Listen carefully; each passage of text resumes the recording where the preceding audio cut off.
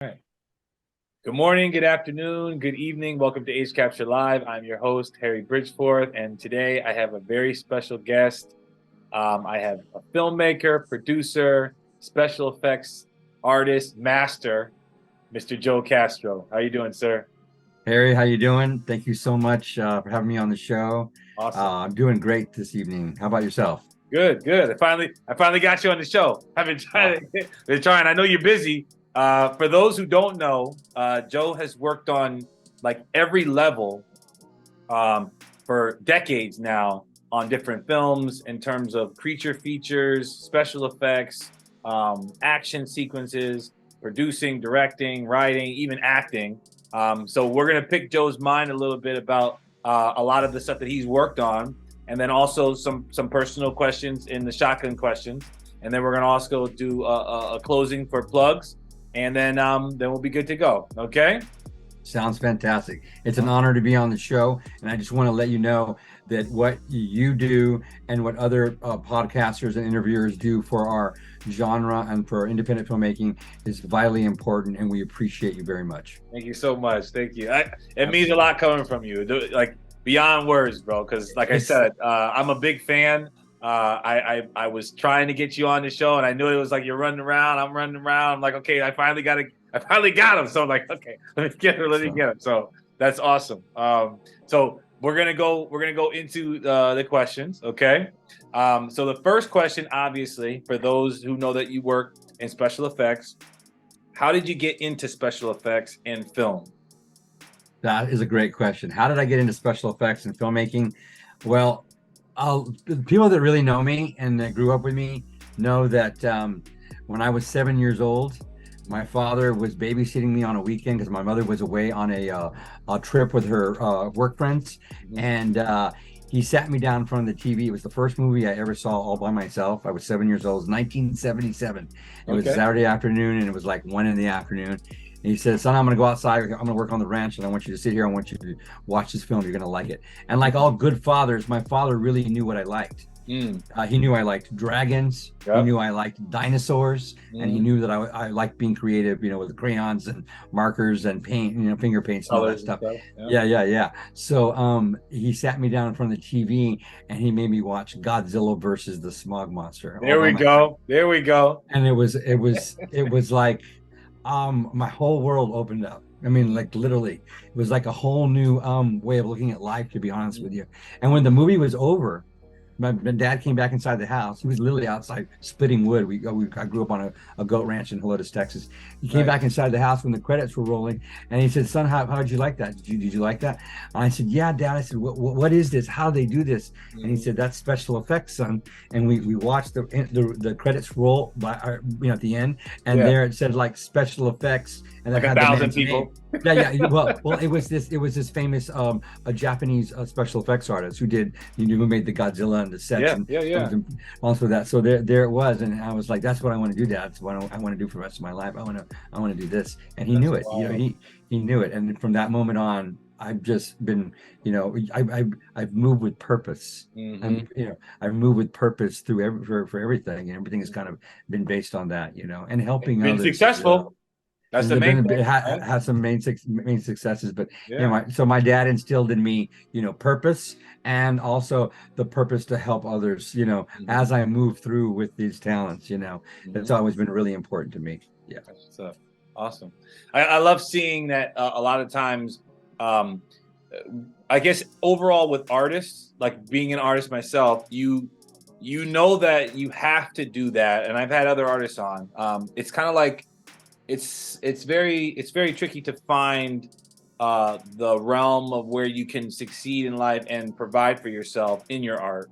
It's very slim, but if you can do that, you are abundance of joy comes from that because you're doing something that you love and you're getting paid to do it very well. And it's something that's very unique because every artist has their own style. It can't be like duplicated. I know that That's like right. I see like AI is coming out now with like Yeah. painting and drawing and stuff like that. So there is a way to replicate something, but not create something just out of thought. You know. That's right. And that there is, I'll touch a little bit about AI.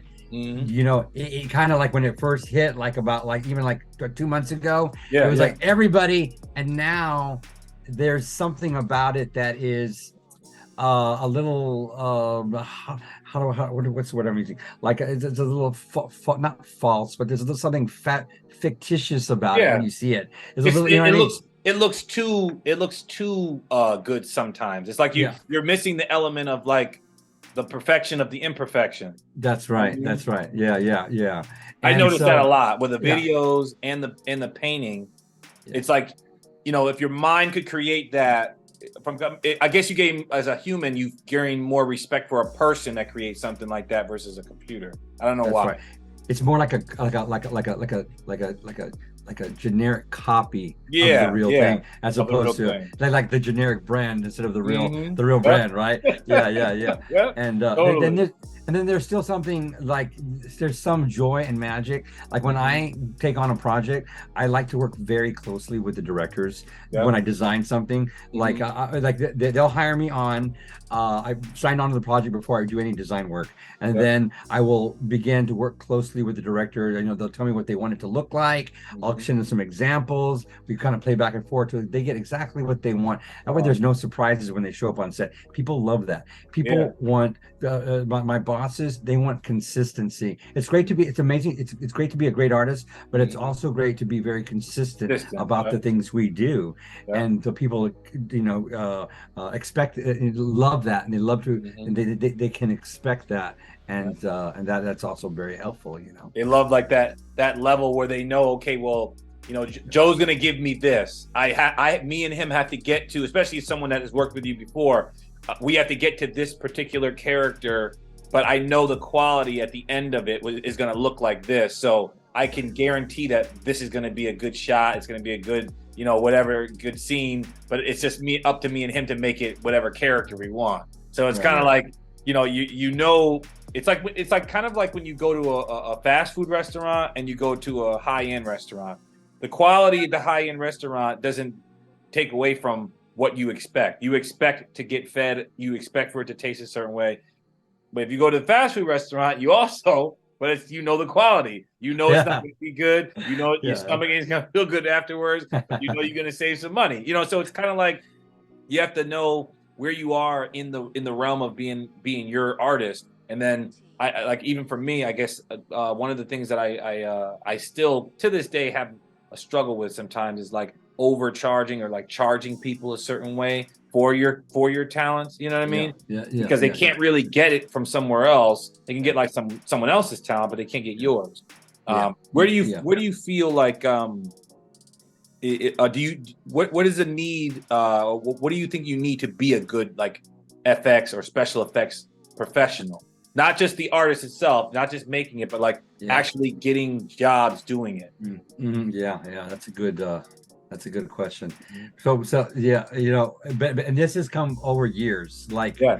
I know that when like a lot of special effects artists in their 20s and 30s, Hmm. they that are skilled, their own knowledge of how skilled they are is what actually makes them fail, Mm. because Okay. because their ego creeps in, and Hmm. and then they become unteachable, Mm. and they're, you know what I'm saying, and like, and Yeah. I went through that period as well, and I see it. It's like each new artist coming up into the Uh, business, I can like within like a minute of talking to them, I'm like, I get like, I'm like afraid of them. I fear for them. I wish them well, but I can see it already happening, it's and they already will have, you already gonna get hit. You yeah, gotta yeah, get. and they will have to stumble before, the Uh, fall down 6 times, stand up seven kind of yeah. thing. But yeah, I think the real important thing is to remember that I am a part of a team. Mhm. I am not, I'm not the star, and my job is literally to make my boss look cool. Cool. Yeah. That's Yeah. that. I gotta make my boss look cool. If I Mhm. make my boss look and feel cool, you're gonna hire me every Good single time. Yeah. time. Yeah. Every single time. It's like going to get a good haircut. Yeah. If the guy who cuts my hair makes me look and feel cool, I'm gonna Yeah. go I'm back going back. every single time. I That's don't know. what's I up. haven't had a haircut in decades, but I'm just saying. You know what I mean? You know exactly what Yeah. I'm talking Yeah. about. Yeah. I mean, And it's just, even it's the even same in way. that terminology, like me, I take my son. We've gone to different barbers, right? Yeah. And certain barbers will charge a certain way. Certain barbers will be a little bit further away. Certain barbers it takes a little longer to wait. But it's really like for him, he says, "Dad, I like going to that guy. I like going to Yeah. that barber." I'm like, "Why?" He's just like, "Well, he cuts my hair. I feel good. I look good when I leave, Yeah. and like there's no issues." And there's a lot of little technicalities that go into just cutting hair and being good at it. All the barbers are professional barbers. They all get paid to cut people's hair. But what makes this barber different than that one? It's like you said, you're thinking about it. Well, if I make my boss look great, feel great, they're gonna feel that, and they're gonna be like, I want that feeling again when I do my next project, and that's the reason why I'm choosing you over choosing this other guy. You have the same, or they're able to do the same thing. So But then you have employers that, this might seem a little negative, but don't recognize the talent so much, and just see you as kind of more of like, a tool that they use in order to do what they, which is also okay.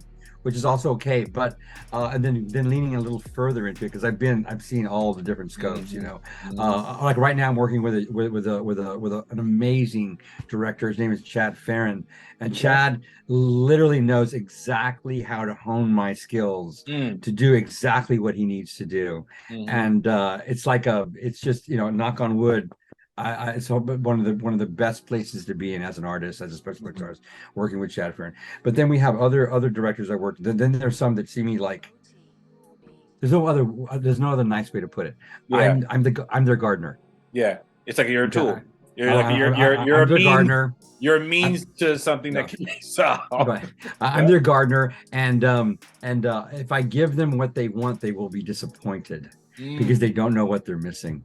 Yeah. And I deliver what they want, and then they're like, they're still unhappy. And then we go even further. Then we go even further of the spectrum.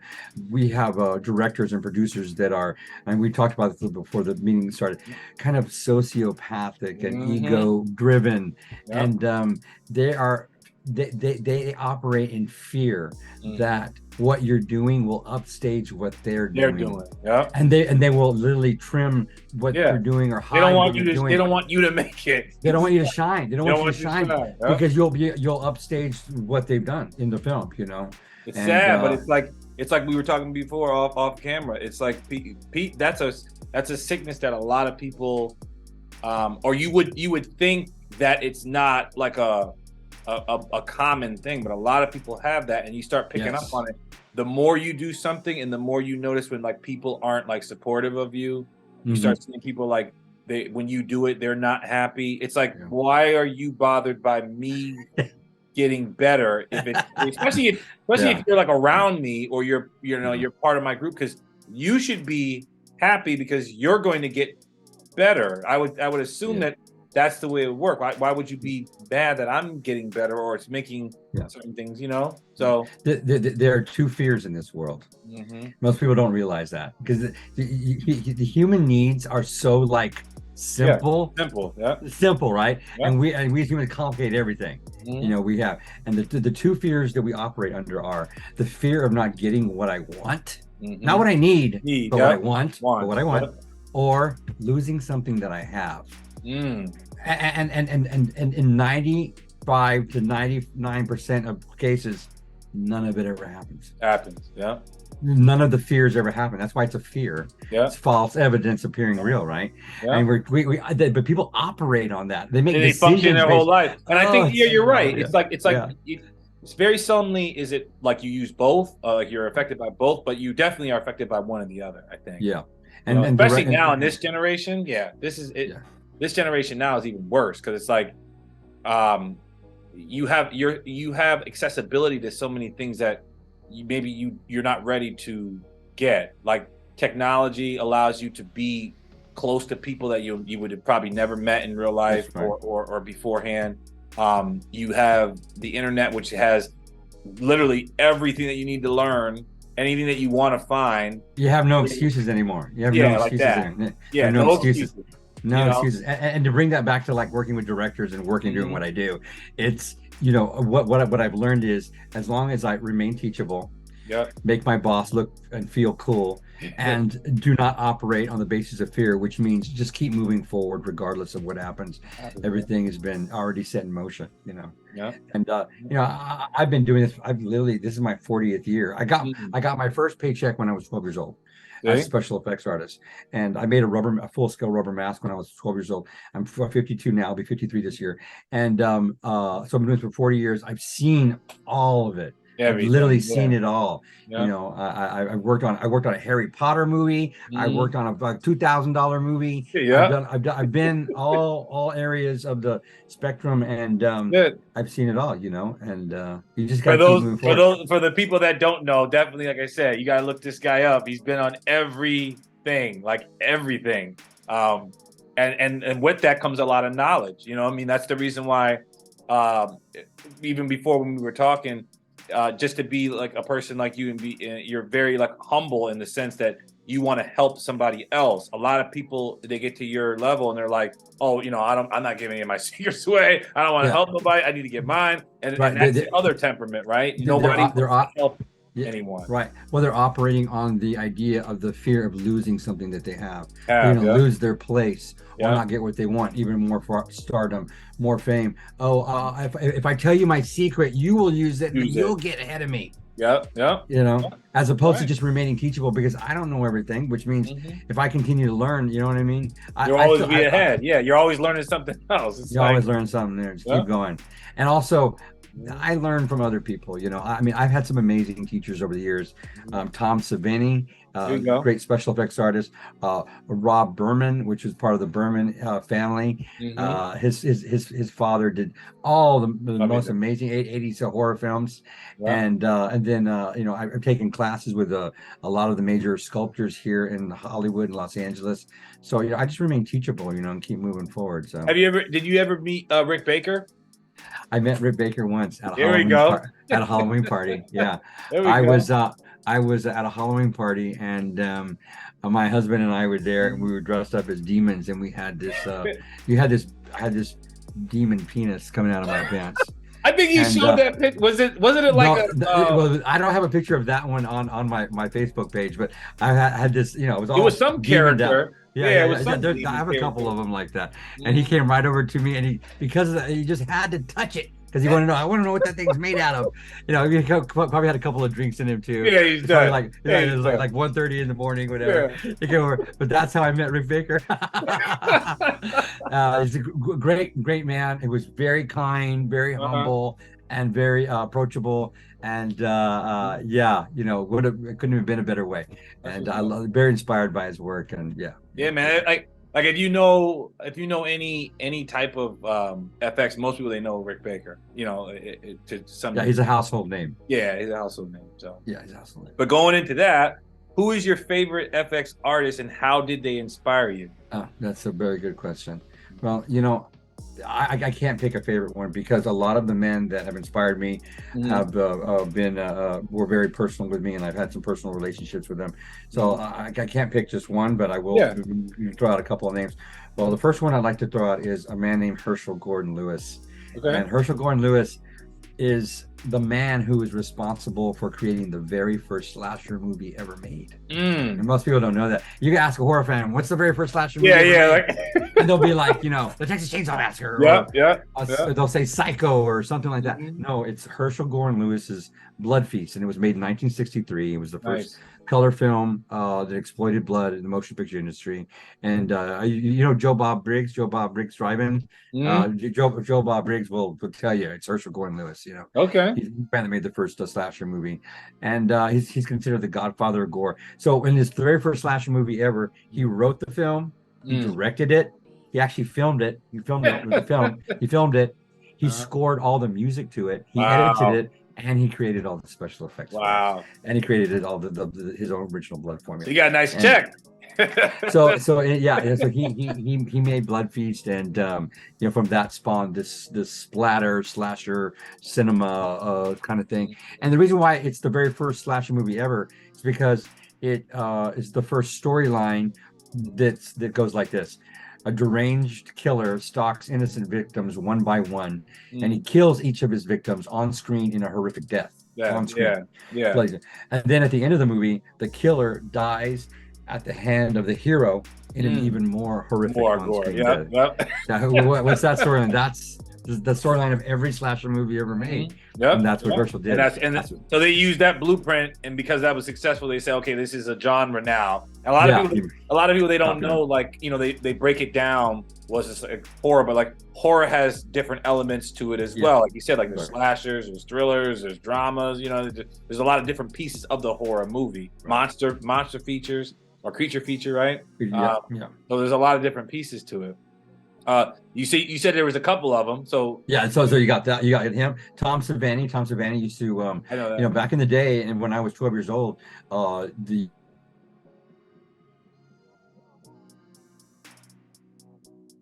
I can tell you actually had like a giant book, right?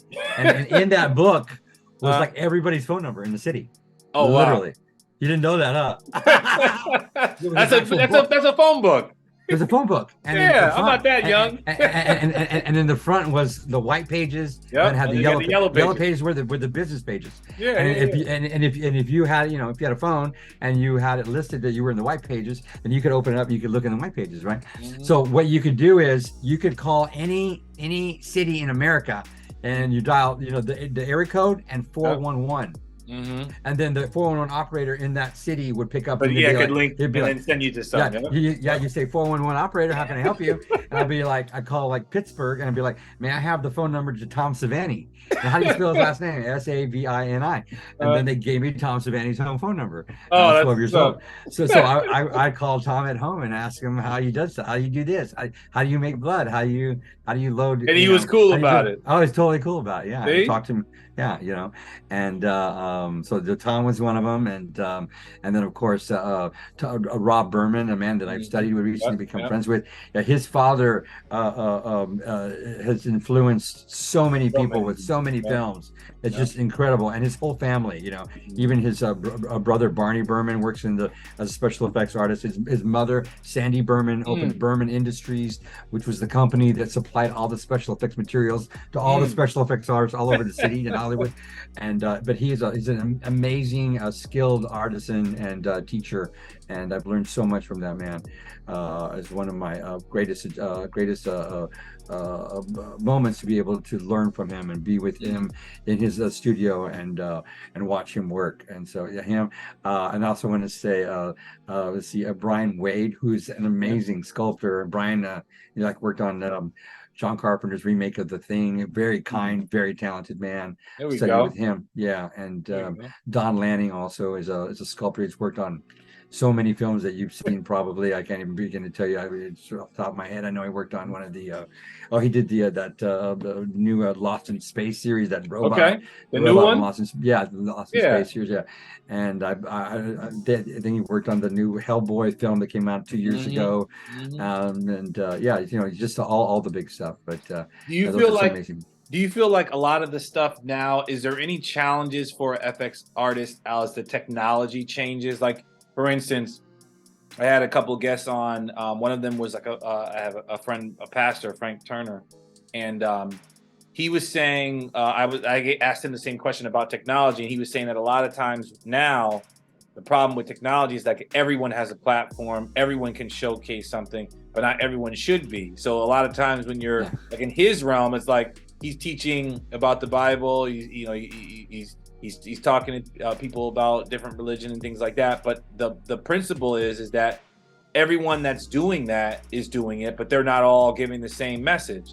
So it's a little bit more complicated. Do you see in FX, are there any challenges that you run into all the time because either the technology is changing or people aren't up to the technology? Do you find any problems with that? Well, two things I want to say about that. One is everybody as a special effects artist, if they're self-taught like I am, we operate kind of like on our own, in our own bubble. You know, people come to me because they know I do this well, or they see what I do, what my specialties are. And the same with like special effects shops or Okay. specific sculptors or whatnot, because no one is a master of everything. No one Yeah. truly is a master of everything. Yeah. And then what a lot of people don't know, like for instance, when someone says, "Hey Joe, my daughter or my son wants to get into special makeup effects.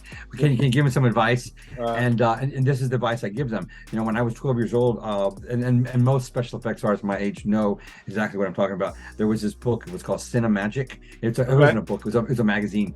And in the magazine, there's 16 pages, and it tells you step by step how to make a rubber mask. Like, wow. Go through it. So and basically that instructional tool will give you all the fundamentals of becoming a special effects artist. And if you can do that, I tell them, go and Google that book. It's Cinemagic #6. Google that, follow the recipe, and when you're done with your mask, bring it back to me and show it to me, and then I'll know you're serious. Of course, none of them have done. None of them have done it. But that's the next thing, right? It's like, I want to do this, but are you really putting the work into it? You want the result. You want the result. You don't want to put the work in. Yeah. And the level of skill between that and what we do today, it's so vast. It's like jumping across the Grand Canyon. Yeah. Like people want to come and like intern for me, and I'm like, do you know how to clean? Because that's all you're going to be doing. Yeah. Like I can't have you sit here and work with me because there's just too much. It's science basically is what I do now. A lot of science.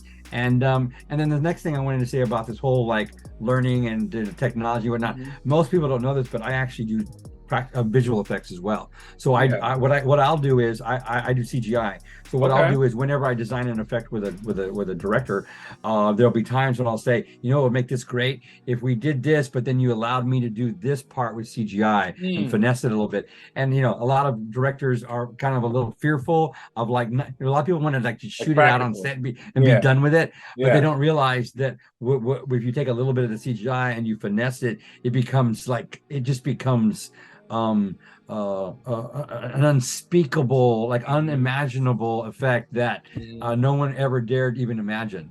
And then I didn't know that. I'm gonna reach out to you. I got some projects I need some visual effects on. Yeah. That's I love that. I love the 12 years ago I went to school to learn digital effects. Oh, nice. So I've been doing that for about 12 years now, since 2010. And over the years I've developed my own skill set and style of using digital effects to enhance my practical effects. Nice. Yeah.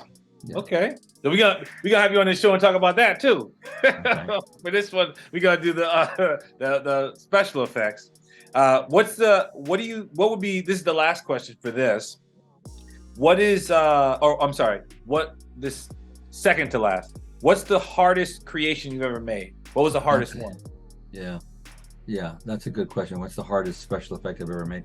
What's the one that's like, that one took forever, it was hard, what was the hardest one you ever did? I've seen a lot of your stuff, and I'm like, I don't know how you did it. But. Yeah, it's, like I said, if you really think about it, going back to that magazine, that book I said where I learned how to make a rubber mask, and you learn all the fun, they're all based on the same principles. Making a mold of someone, creating the piece on top of that mold, making a mold of that, and then pouring it up in rubber or silicone or whatever it is. It's all basically the same principle, Okay. So if you learn those, it's like any foundation. If your foundation is solid, you can build whatever you want on top of it, and it's the same. It's the same with that. So each one is each special effect comes with something different. Like for instance, a lot of people know me to make like these are really amazing lifelike heads or replicas of people's faces. But most of the time when you're watching a horror film, it's in low light or harsh lighting, and maybe there's blood on it and whatnot. Now you take that same head and you put it out like on the beach in bright sunlight, it's not going to be the same, you know. And like recently something like that happened to me, Okay. And they weren't really photographing it from an angle that I thought was the most appropriate, whatever. And but they had to be shot from that way. So I do my best to finesse it as best I can. But you always run into stuff like that. Something like that, yeah. I'm always trying to suggest the best angle to shoot it from, or suggest the best lighting to show it in, or suggest how to photograph it to work the best in the scene. And in most cases, the director will listen to me. But there are times when, a director will just be like, wait over there, and I'll call you if I need you, and I let them do their own thing, and they either miss the shot, or it's like you. But whatever. that's on them. All you can do is just give them some advice. They're not taking it. And sometimes, like they'll say, "Hey," I'll say, "What side are you shooting it from?" And they'll be like, his 3/4 from his right side, and then I get to set and they have it all lit and they're shooting it from the opposite side, and I've done all the work to shoot it over on that here. side. Yeah, it's like, okay, no, we got to shoot it over here. We don't have time. Let's go. So there's always something like that, or maybe I'm just not. There are times when I thought that something would go a certain way, and there's just conditions beyond my knowledge that I have to do with what I got. But as far as like the most difficult effect, I don't think there's really, they've all been. Got one that like stands out. Yeah, I don't. I mean, no. I mean, no. It's all different. It's all hard. Someone's always trying to be critical, right? It's always hard. Someone's always going to be. It's always hard. So so put like this. So all of them are hard. Let's put it this way.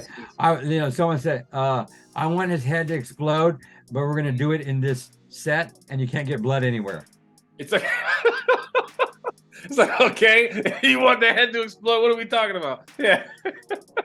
And I want to use real blood, I want to use real blood. It's not going to be digital. Yeah. Like that can be difficult, or like one time I was working on a film and they had like, people melting and people throwing on fire. And I think there was a scene where this girl vomited up on this guy and it all took place in an airplane, on an airplane set.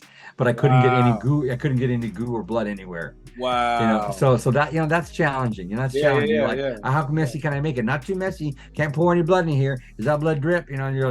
So it's like so you're always kind of having to. So it all depends on the project, and it all depends on the demand of what they're doing. Yeah. And then their limitations. Yeah. So not so much the creation part, but actually like putting it into effect. Yeah, executing it on the set. Like for instance, one time I was working with a fairly well-known actress recently, and she didn't want me to do what I needed to do to her face. And there was 3 pieces, and she didn't want any glue on her face. But they had to stick to her face, and I had to convince her that I wasn't going to put any glue on her face. So what I did was I made it like a sticker. Okay. So like a sticker, stick it on her, but it stuck real good. And when we went to take it off, it didn't come off fast enough. Oh, so she was all bothered. So she was all pissed off, and I lied to her, and I misled her, and she was very, very, very abusive to me. So there's stuff like that can be that's difficult. When someone tells me you devised this whole beautiful effect, and they're like, no, I'm sorry, you can't do it. You need to come up with another way to do it. That can be very difficult. Oh, okay. I mean, like that's the reason why I like to ask those questions, because if you've never worked in that realm, then you don't know what those challenges would be like. Or if like in my mind, it's like, oh, the hardest part would be like there's a certain creature that you made that was like, oh, that was really complicated. But I get what you're talking about now, because it's like you're dealing with the X factor is the person. Usually you're dealing with people. You're dealing with actors that are working with this stuff. So it's not like it's a separate entity. It's always got to be utilized by somebody that may not either like it, or I don't like you said, you don't like that stuff on your face. I've had that on my face. And they'll come up with every excuse in the book. I am allergic to this, blah blah blah. I'm like, this stuff is made for human skin. In the 40 years I've worked, no one's ever broken out in handcuffs by putting this on their face. And they think, what I'm saying? I don't want it. I don't want it. And there's all kinds of personality. The person dealing with the personality is the thing. So set etiquette is very important. You can be an amazing artist, but some of those artists you never want to take them to set. You just the set. Working on set with a personality is a totally different animal. So go on. No, go on. What are you saying? I'm not an expert at it. I'm always learning something new. But there are times when I have to be clever. But so far it's paid off. So far I've been okay. I would never put anything on anyone's face that I haven't put on my own face first. Yeah. And sometimes I'll even put it on my own skin in front of them and show like, them. you ever like, yeah, like this is what it's gonna be like. There's no Yeah. irritation or nothing. Yeah. Sometimes I'll even do that. I mean, I think the hardest part about any prosthetics, I remember when I was on, like, I had like this mask. I played like Two-Face. I did like a promo for Two-Face for the new Batman. I wanted to like do that for like a promo, and I remember certain parts of it is like I never had a full mask, like a full head mask, where I had to get a model of my face. But just having that on my face and like the way that it takes I played dad, did a zombie at one point. The amount of stuff that's stuck on your face, and then as it comes off, and then the way that certain times where it's like over your nose, it's like you can't really breathe that well. So like there are like, I guess, claustrophobic elements to it. But other than that, I'm like, it's cool because you see what you look like after that, and it's like, okay, that's awesome. Yeah. Because you can't get that with like tape or like plastic or something. You need like a whole mask. So that was pretty cool. I think that's and then we go, and then we go into also like the fears of the actor who I'm putting it on. Yeah, will it hurt my face, this kind of thing. Am I going to? Am I? And a lot of them don't like it if they're not going to be recognizable. If I put too much on, you're not going to tell it's me. You already know it's me. And I was like, yeah, but your performance comes through. Like for instance, this lead actress I was talking about, her I mean, like if I would have put it on somebody else and they would have done it, it would not have been the same. It was undeniably her in makeup. You know what I'm saying? Because of her, it's her. Because of her crazy, way of acting and antics. If you would have put it on somebody else to do, it just wouldn't have worked. It had to be on her because she's insane. She was crazy. So, and in the future, I will be able to talk about who this person was. Yeah, you can't. This is something that recently happened, and it was, I just want to say it was fun until it wasn't fun. But it's like this drama on set. But you know what? I love all of it, and I wouldn't change any of it for the world. I'm gonna do my little investigating. I can't. You can't tell me the name of the project or anything like that. No, I can't. I can't do nothing like that right now. But you'll know it when you see it. How about that? Okay. You'll know it when you see. You'll know it when you see it. Awesome. And yeah. Awesome. Did you see the Batman? Did you see with Colin Farrell as the Penguin? Yeah. Got like I guess they may even give him an Oscar for that, like the makeup and stuff. For the makeup. Oh yeah. Yeah, probably, it's crazy. Beautifully I done. didn't when I saw the trailer, I didn't even realize that was him. Like that was one of the people I'm pretty good with that's the actor underneath there. I'm like, I didn't. He's so unrecognizable as that character. I was like, that's not that's Colin Farrell. Total difference. Yeah, and that's good stuff. To me, that's a testament to a lot of artists that work, and it's so real looking that you think, for one, it's a real person. It's not like makeup, and then for two, the person that's playing the character, it can't be them because it's like it's too far from how they are. And playing creatures and monsters and stuff like that. That's like a change of a species versus like you're just changing into a whole nother like person. You know what I mean? It's different to me in my mind. I was looking at it, I'm like, oh wait, that's another character. That's another person. That's kind of what I am. Yeah, we call that hyper realism. Yeah, where it's so realistic you just don't really you don't really even acknowledge it. It's just it's a silent art form because people don't actually people it's so realistic people don't actually acknowledge that it's an effect. That's an effect. It's just accept it and move on. Yeah, it's the same with good editing. People don't really acknowledge good editing. They just accept it. They expect it to be good, and you move forward with it. Or acting, whatever. Yeah, hyper realism. Crazy. The last question I have is, what is your, before we get into the shotgun questions, what is your dream role or job as a FX artist? Like, what would be the dream project that you would work on? Wow, that's a good question. I would love to act as a lead role in a studio produced film by maybe a well-known director that I've been growing up watching. Someone maybe like John Carpenter or even maybe like a Stephen King story or something like that. That would be a lot of fun. Something in horror. Something in horror would be fun. Okay. Yeah, that would be fun. Okay. And to be a lead role, and then maybe like be able to have like someone like Jamie Lee Curtis as my co-star, There we or go. Jack Nicholson, or something like that, or Al Pacino. That'd be a lot of Yeah. fun. And have you ever seen The Devil's Advocate? Of course. Yeah. That movie's amazing. It's amazing. Great. I love Al Pacino in that. And then yeah, something like that. Even Robert De Niro. Did you ever see Robert De Niro's Frankenstein? Yeah. Yeah. I worked with Robert De Yeah. Niro once. Oh, very nice, very nice. Yeah, Yeah, he's awesome. Awesome yeah. guy. That would be fun. That would be a fun one. Yeah. Yeah. Okay. Okay. Yeah. So what we're gonna do now is we're gonna get into the shotgun questions. So these questions are like this or that. It's you can elaborate on it if you like, but it's really just to kind of get your taste on certain things. Okay. Sure. So like for instance, it would be like I said before, like if you like hamburgers or hot dogs, and you would say, Yeah. I would say hot dogs. okay. So if you say, oh, but like it dogs, has to be a bar like a grill, like a barbecue. yeah, that's how a I grill barbecue hot dog. And I can't have no in the cake. Yeah, like yeah, I don't want it boiled or nothing like that. If I do eat a hot dog, I'm a hamburger guy. Yeah. But if I do eat a hot dog, it has to come off the grill. I like it off the grill. I like Shake Shack grills. They split their hot dog down the middle and they grill it. They grill it, and they're amazing. Yeah. In fact, I'm probably gonna have now I'm gonna Shake Shack best hot dogs. Oh my gosh. There you go. Yeah. There you go. All right, so we're gonna go down. It's about 5 or 6 questions. Okay. And then we'll do a closing of the any plugs that you want. Now, any links that you have, any projects, send them over and I'll publish them through the YouTube. Because I'd like to share certain things, especially if there's any like your personal links, your pages just to promote you. So we'll do that after.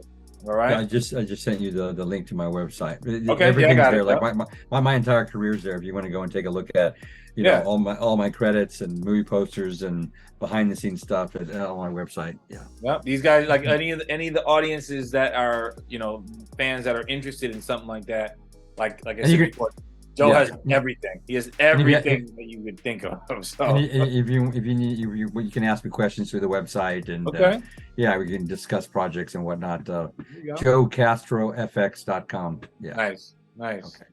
All right, you ready? Yep. Better franchise, Yankees or Red Sox? Oh, you know what? I was a competitive water polo player for 4 years. And when I was done with that, I left sports altogether. I haven't looked back. I really haven't, No? No, last time I had a gym membership was 1993. But, it's like how many, I mean, how many, what does it say? How many bodybuilders, are directors or producers, It's just, I just started, well, like I said, when I found out what I knew what I want to do, I started moving with purpose, and I've been moving with that same purpose my entire life. Everything that I've done and throughout my entire life, whether it's the clothes I wear, the premieres I go to, the food I eat, all of it has kind of been somewhat influenced by my need and desire to create special effects and help others do the same. That's what's up. Yeah. So what you're saying to me is the sports questions are off the table. I don't know. No, I don't know. I don't know about that. So, So with that being said, I'm a Yankees fan. I think we'll go Yankees then. Let's put it this way. When I was my senior year in high school, I went to a 5A school, and we won. We were state champions, water polo champions, and I would miss practice, and I was a senior, and there were only 4 seniors. I would miss practice, and because I was involved in theater as well, and I was doing art in the theater, and I would miss. You were going to state champs. Yeah, I'm sorry, I still got this other thing over here, and the team hated. They hated me. I'd miss, but yeah. So sports are great. Sports competitive. Sports are great, but there you go. I'm good. So okay. Better artist, Michelangelo or Da Vinci? Oh yeah. Well, see, one of them was basically a scientist. Mm-hmm. And the other one was was more of a purist, purist, an artist. So, but you kind of need both. Yeah. And even Einstein says you need both. So, my mother, who She used to say I was more of a Da Vinci, Da Vinci. because I'm more like a mad scientist with the stuff I do. They I am an use artist, chemicals. but Chemicals. I know, yeah, I know there are other artists that are much better than me, but I'm kind of like a composite. I put things together and mix things. Yeah, yeah, to do the stuff I do. Yeah, yeah. So Da Vinci. I'm gonna go with Da Vinci. Yeah, yeah, yeah. Nice. Better musician. Now this is an artist, but a musician. Prince or Michael Jackson? Oh, that's a very difficult question, Yeah. because they both live two different lives and two different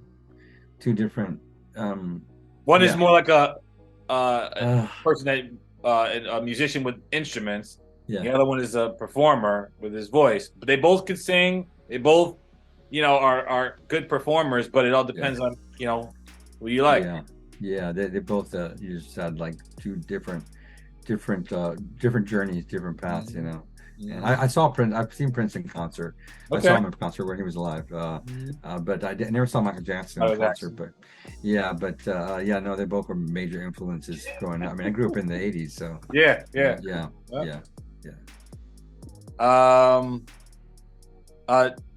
This is more like a movie question. This is more like a comics. I'm a comic book fan. Okay.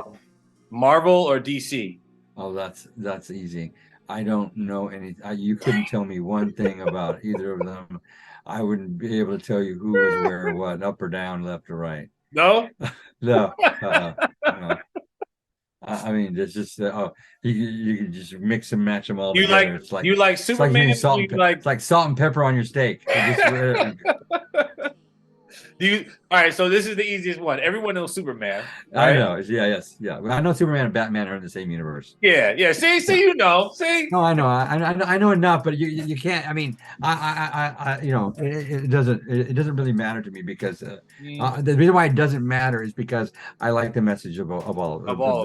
Yeah, I love it. Yeah. It's all the same. I want to go. I mean, in the lore, like they like these subcultures. A lot of the people are like, I guess just by nature, they find like their own like clique, where it's like either this or that. Well, one of them is older than the other, correct? Yeah, DC's older. Yeah.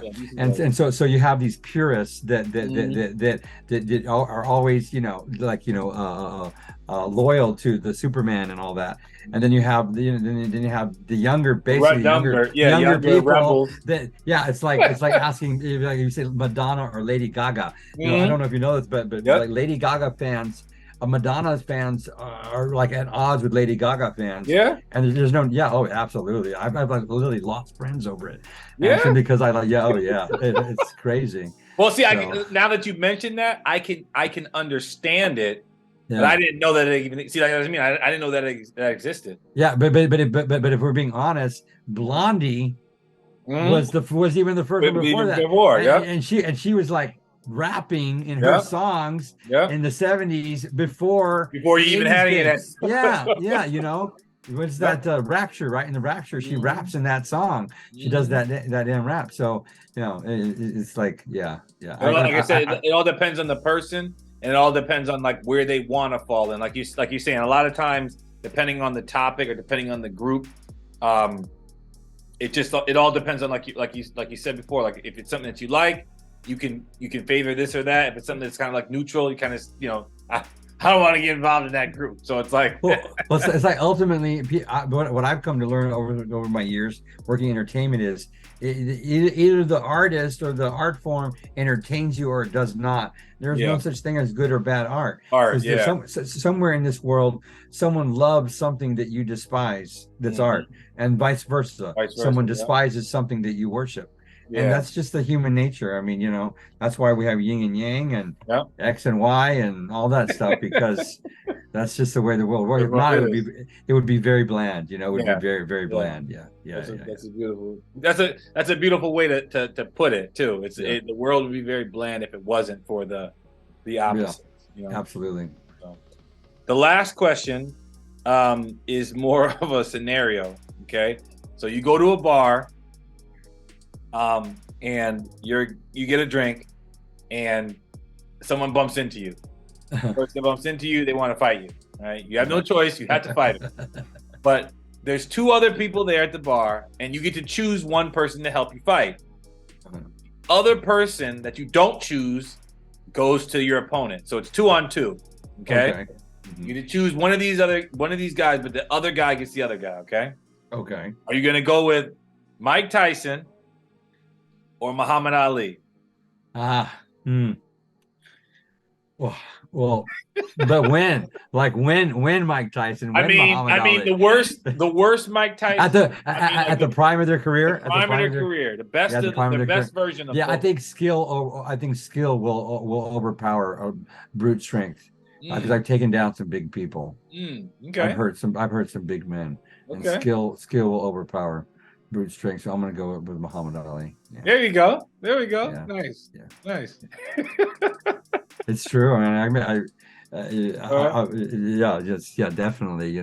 Just because you're big doesn't mean you're smart or clever or even capable. To be honest, I mean, for most people that understand fighting in general, that's the reason why I always put it out there. It's like I put it like this: none of the questions that I ask, you can lose with either answer. It's not going to be like, oh, everyone would go that way. But the reality is that your mind views things differently, and that's what I like to pick. Like people's minds, like why would you choose Muhammad Ali over Mike Tyson? Why would you choose Prince over Michael? So it's a good way to get an interpretation of how you view life. Your perception of this person, because you could never say they're both fighters. You don't know who's gonna win. You don't know if you're gonna beat the other guy. And you're gonna have your partner help you fight Tyson. You know what I mean? Yeah. You're gonna be you and Muhammad fighting Tyson. It's 2-on-1, doesn't matter. You know what I mean? So it's the whole perception of it. That's the reason why I ask it. So that's cool. All right. Well, like I said before, man, I appreciate you being on the show. I love your craft. I hope for bigger and better things. You let me know when you do the red carpets and the projects. I'm definitely gonna reach out to you for some of mine. I have plans probably by the end of this year to get one of them off the ground. And then some plans for the next in 2024, some bigger things. But for now, it's like more indie stuff. So I'm definitely going to are you going to be in Los Angeles anytime soon? Not anytime soon, but I'm going to try to plan to go out there before the end of the year. Okay, excellent. Yeah, well, let me know when I go out there. I'll let you know because I'll be out there. I'll be like, yeah, Joe, I want to see y'all chill out. Excellent. Hopefully, I can get some products off the ground. So definitely, and I want to pick your mind about the CGI stuff too, because I need some stuff for that. I don't think it would even be hard, the stuff that I'm going to need, but I would want you to be part of it. Oh, excellent. Oh yeah, absolutely. Yeah. Let me know what happens. Yeah. Are there any like you said, you gave us the link for your website. Are there any other plugs on social media? Like where can people find you? People can find me at facebook.com/Joe.Castro. I like using Facebook more than Instagram because I tend to have more conversations with people, and I do use Facebook as a work tool. I know people use a lot of Instagram as a work tool. I'm on Instagram as well. It's Joe_Castro_director. Reach out to me, send me a message, and let's make a movie. Also, like I said, JoeCastroFX.com is my website. You can always reach me there. And that's the central hub. That's the central. Yeah. I have everything there. You can see all my work. You can see all the movies that I've worked on and a lot of behind-the-scenes photos and whatnot. And then, of course, I have to give a shout out to my husband, Steven Escobar. Most people don't know this. But Steven and I have a Guinness Book of World Record. Did you know that? No. What is it? This is what I do whenever I meet somebody. I say, "Do you know anybody who has a Guinness Book of World Record?" And they're like, "No." And I'm like, "No, I've never met anyone that." Yeah. I'm like, "Well, now you do." That's what I say. And there like, "What? Sure." So that's my husband Steven and I have the Guinness Book of World Record for the highest body count in a slasher movie. Oh, wow. Yeah, Google highest body count in a slasher movie, Guinness Book of World Record, and see what comes up. Nice. Yeah, we've had it for 12 years now. Yeah, we've had it for 10 years. I think 10 years now. Yeah, 10 years. And it's for a movie that I produced and directed with my husband, titled "The Summer of Massacre," and I think you can download it on Vimeo. Vimeo right now, and it's a very bloody film. It has 100. Put the kids to sleep. Yeah, well, it's 155 on-screen kills, and the movie is 98 minutes long. Is it all? Is it people or is it like monsters? Or what is it? No, it's a slasher movie. It's a slasher. It's a slasher. So it's people killing Wow. people. Yeah, it's a Wow. slasher film. And some people say, "Oh, Lord of the Rings had more kills than that," but that's not a slasher movie. Slasher movie. Yeah. So Yeah, it's the highest body yeah, count of a right. slasher film. It's a slasher film. People say, "Oh, the zombie, the whatever." Yeah, yeah, yeah. That's No, no, no, different. no, no. This is a slasher film. And I made the film in 2010, from Mm, 2010 to 2012, when I was going to CGI school. So I use a lot of my schoolwork in the film. There is a lot of practicals, a lot of digital, but it's kind of like it kind of has its own style. It's an okay. interesting film, yeah. Okay. And I'm gonna check it's it a out. definite, yeah. Check The it out. Summer of Massacre. Summer So of yeah. Massacre. Yeah, Okay. it's one of the things I'm most proud of. Yeah, There yeah, we go. I mean, I know a Guinness Book for a record holder now. yeah, yeah. That's what's up. That's what's up, Yeah. man. So, like I said, I appreciate you. I wish you the best. Prayers and blessings of success. That's all I can say, man. And I'm a big fan. I want you to keep doing your thing. Like I said, if you ever need anything from me, let me know. And for all the fans out there, reach out to Joe. He's an excellent artist. He's an excellent person. You can learn a lot from him. And like I said, we'll see you guys in the next video. Share, subscribe, and peace out. Thank you, Harry. Thank you.